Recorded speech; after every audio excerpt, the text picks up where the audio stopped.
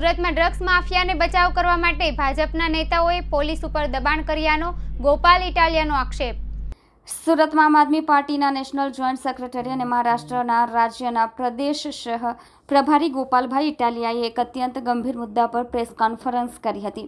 આ પ્રેસ કોન્ફરન્સમાં ગોપાલભાઈ ઇટાલિયાએ પોતાની વાત રજૂ કરતા કહ્યું કે આપણે જાણીએ છીએ કે ગુજરાતના લોકો દારૂના દૂષણના કારણે ખૂબ જ ત્રાહિમામ પોકારી ચૂક્યા છે।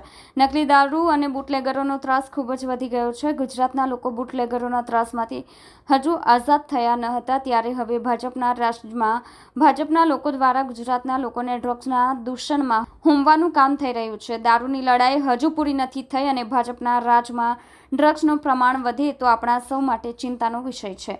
ડ્રગ્સના ગુના કરે કે હથિયારોના ગુના કરે તો એ વ્યક્તિ માફિયા ગેંગના સભ્યો છે તેમ ગણાશે। આ વસ્તુ કાયદામાં લખેલી છે। આ વિકાસ આહિર પર સરકારી અધિકારીઓને મારવા સહિત અનેક આવા ગુનાઓ લાગુ કરેલા છે અને વધુમાં વ્યક્તિને સાયબર ક્રાઇમના એક ગુનામાં કોર્ટ તરફથી સજા પણ ફટકારવામાં આવી છે, તો પછી આ વ્યક્તિ પર માફિયા ગેંગની કલમો કેમ નથી લગાવવામાં આવી? આનો ખુલાસો ગૃહમંત્રી હર્ષ સંઘવીએ કરવો જોઈએ। ગુજરાતમાં છેલ્લા ઘણા વર્ષોથી દારૂનું દૂષણ ખૂબ મોટા પાયે વકર્યું છે। ઝેરી દારૂ, નકલી દારૂ, ગેરકાયદેસરનો દારૂ, ભયંકર ત્રાસ ગુજરાતની જનતા દારૂના કારણે અનુભવી રહી છે। અનેક બહેનો અકાળે પોતાના પતિને ગુમાવે છે, અનેક બાળકો પોતાના પિતા ગુમાવે છે। બુટલેગરો ભયંકર દાદાગીરી સમગ્ર ગુજરાતમાં કરી રહ્યા છે। આખું આપણું ગુજરાત બુટલેગરો અને દારૂ સામે તો હજુ લડી રહ્યું છે। દારૂનું દૂષણ દૂર નથી થયું, દારૂની અને બુટલેગરોની તકલીફોમાંથી ગુજરાત બહાર નથી આવ્યું, ત્યાં આ ભાજપવાળા ભેગા મળીને ગુજરાતને ડ્રગ્સના ખાડામાં નાખવા માંગે છે, ડ્રગ્સના દૂષણની તરફ ધકેલવા માંગે છે। ગુજરાતમાં તમે છેલ્લા 2-4 દિવસની ઘટના જુઓ। 21 તારીખે ભાજપના પદાધિકારી હોદ્દેદારો, ભાજપના સુરત ભાજપના હોદ્દેદારો ડ્રગ્સ સાથે પકડાયા। ગઈકાલે રાજકોટમાં ભાજપના હોદ્દેદારનો છોકરો ડ્રગ્સ સાથે પકડાયો। મતલબ ભાજપની સાથે પરોક્ષ રીતે સંકળાયેલા હોય એવા નહીં, ભાજપનો હોદ્દો લઈને ફરતા હોય એવા માણસો ડ્રગ્સ વેચતા પકડાવા લાગ્યા છે।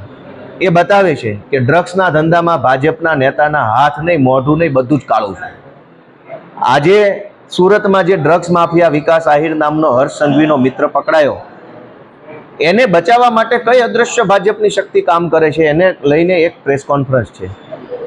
આ ભાજપનો હર્ષ સંઘવીનો મિત્ર વિકાસ માફિયા ડ્રગ્સ વેચતા પકડાયો, એના ઉપર ડ્રગ્સની કલમ તો લાગી, પણ ડ્રગ્સની માફિયા પ્રવૃત્તિ કરવાની કલમ લાગેલ નથી। મેં એની ઓનલાઈન એફઆઈઆર જોઈ, ચેક કરી તો મારા ધ્યાનમાં આવ્યું કે આ તો માફિયા પ્રવૃત્તિ કરે છે। ડ્રગ્સનો ધંધો છે એ માફિયાઓના હાથમાં છે, ગેંગના હાથમાં છે। કોઈ એક વ્યક્તિનું કામ નથી કે ડ્રગ્સના ધંધામાં ઇન્વોલ્વ થાય।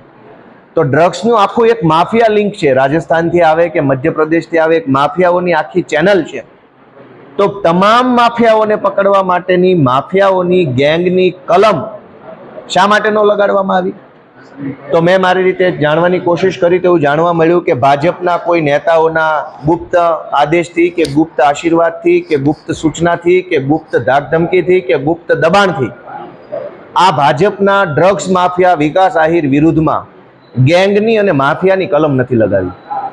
આ સિવાય ગુજરાત રાજ્યના સ્ટેટ મોનિટરિંગ સેલના પોલીસ મહાનિરીક્ષક આઈપીએસ નિર્લિપ્ત રાય સાહેબે પણ લખ્યું છે કે જે વ્યક્તિ ખંડણીના ગુનામાં, લૂંટના ગુનામાં, અપહરણના ગુનામાં, હથિયારના ગુનામાં, સાયબર ક્રાઇમના ગુનામાં, ધાકધમકીના ગુનામાં, બળજબરીના ગુનામાં અગાઉ પકડાયેલો હોય એવો માણસ છે એ માફિયા ગેંગનો સદસ્ય ગણાય।